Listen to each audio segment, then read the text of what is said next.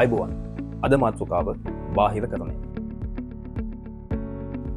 බාහිරකරණය කියලා කෙටියෙන්ම කියන්නේ අපේ ව්‍යාපාරයේ අපේ බිස්නස් එකේ තියෙන සමහර වැඩ අපි අපේ බිස්නස් එක ඇතුලේ අපේ ආයතන ඇතුලේ අභ්‍යන්තරව කරගන්න නැතුව ඒ වැඩේ සම්බන්ධව විශේෂී හැකියාවක් තියෙන එහෙමත් නැත්නම් විශේෂීකරණයක් තියෙන ආයතනයකට ඒ වැඩේ බාර දෙන එක. ඒ කියන්නේ අපි ඒ වැඩේ ඇතුලේ කරගන්නේ නැහැ. ඒ සම්බන්ධව සුවිශේෂී නිපුණතාවයක් තියෙන වෙන ආයතනයකට ඒ වැඩේ බාර දෙනවා. අන්න ඕකට තමයි අපි සාමාන්‍යයෙන් බාහිරකරණය කියලා කියන්නේ. එහෙමත් නැත්නම් අවුට්සෝස් කරනවා කියලා කියන්නේ.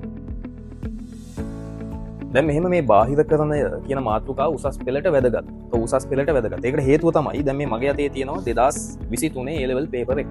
මෙන්න මේ A level paper එකේ අහලා තියෙනවා බාහිරකරණයෙන් ලබා ගන්න පුළුවන් ප්‍රතිලාභ මොනවද? ඒ වගේම බාහිරකරණය කිරීමේදී මුහුණ දෙන්න සිද්ධ වෙන්න පුළුවන් අභියෝග මොනවද කියලා. දැන් ඔයාලට මේ වීඩියෝ එකෙත් පෙයි ඒ කාරණා ටික මම දාලා තියෙනවා.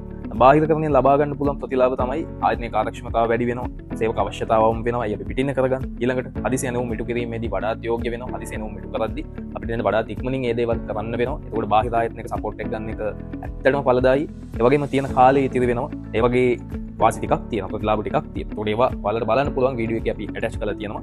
ඊළඟට දැන් බාහිරකරණය කරන්න යද්දී අපිට විවිධ අභියෝග එන්න පුළුවන්. නේද? චැලෙන්ජස් එන්න පුළුවන්. මොනවද?